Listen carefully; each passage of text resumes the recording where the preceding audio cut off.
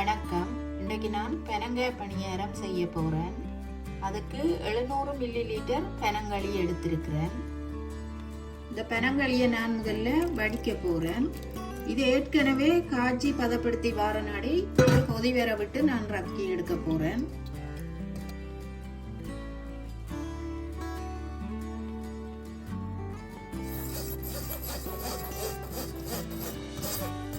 தும்பு எதுவும் இருந்தாலும் ஒரு வடிச்சு எடுத்து காய்ச்சினா நல்லது. இது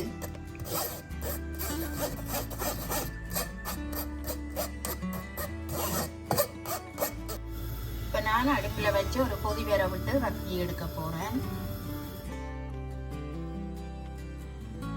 பெனங்களி அடுப்புல வச்சு ஒரு 2 நிமிஷம் வரும். நல்லா கொதிச்சிட்டுது. எனவே நான் அடுப்பை நிப்பாட்டி போட்டு ரக்க போறேன். இந்த களிக்கு கொஞ்சமா உப்பு சேர்ப்போம். அதோட சீனி சேர்ப்போம். ஏற்கனவே இந்த பெனங்களியில இனிப்புத்தன்மை இருக்கு. இந்த அவ்வளவு இந்த களிக்கிழவா சேர்க்க போறோமோ அதுக்களவான சீனியை சேர்த்தா காணும். இந்த சூட்டிலேயே சீனி கரைஞ்சிடும். நல்லா களி ஆறட்டும். ஆறுனா பிறகு நான் போட்டு குழைச்செடுக்க போறேன். பெனங்களை நல்லா ஆறிட்டுது. மெல்லிய சூடாத்தான் இருக்குது. இந்த நேரத்தில் மாவை போட்டு குழைச்சா நல்லா சொப்டாக இருக்கும். ஆற விடாம கொஞ்சம் மெல்லிய சூடாக இருக்க வேணும் களி. இந்த களிக்குள்ள அவிச்சமா சேர்க்க போறேன்.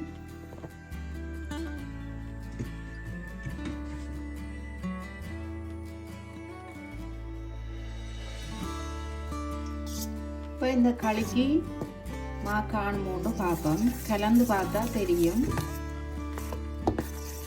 போண்டா பதத்துக்கு இது வேற ஒண்ணும் இல்லை. குழைக்கிறது இந்த மாவை போட்டு குழைக்க தண்ணி மாதிரி இருக்கக்கூடாது. புள்ளி போடைக்குள்ள போண்டா பதத்துக்கு இருந்தா சரி. இன்னும் கொஞ்சம் மா போட்டு குழைக்கணும். இது கொஞ்சம் தண்ணி பதமா இருக்குது.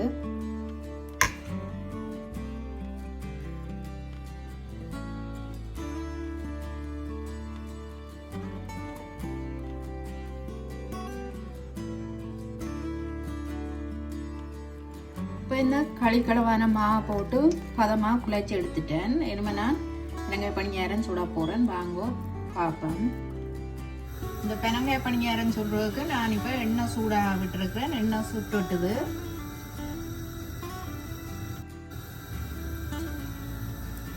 இனிமேல் இதை சின்ன சின்னனா போட்டு சுட்டு எடுப்பேன்.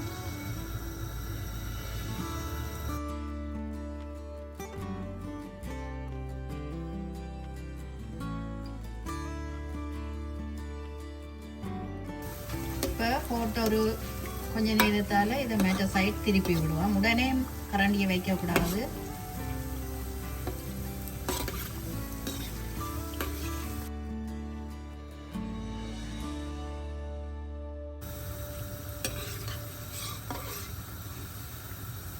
இப்போ பெனங்காய் பணியாரம் நல்ல கலர் மாறி வந்து வேகிட்டுது. நான் இதை எடுக்க போகிறேன்.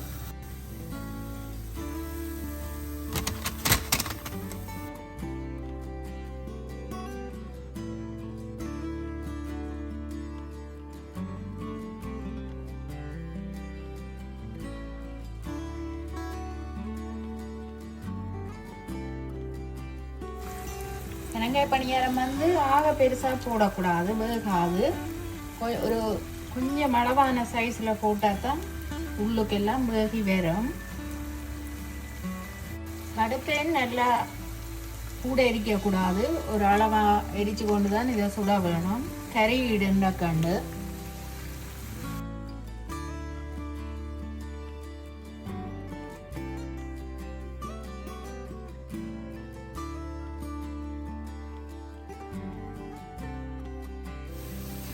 இதுவும் நல்லா பொன்னிறமாக பொரிஞ்சு வந்துட்டுது. எடுக்க போகிறேன் இதையும்.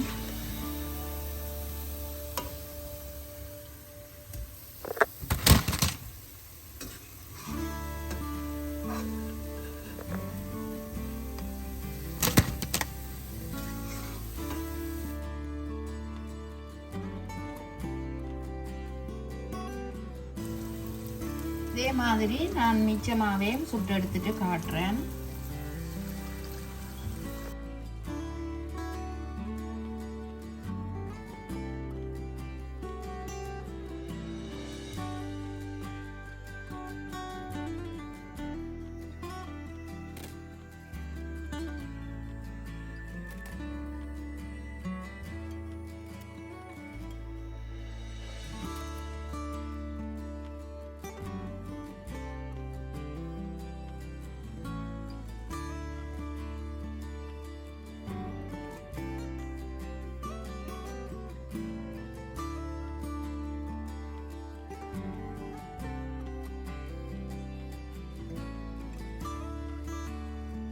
இந்த பெனங்காய் பணியாரம் எல்லாம் நான் சுட்டு எடுத்துட்டேன்.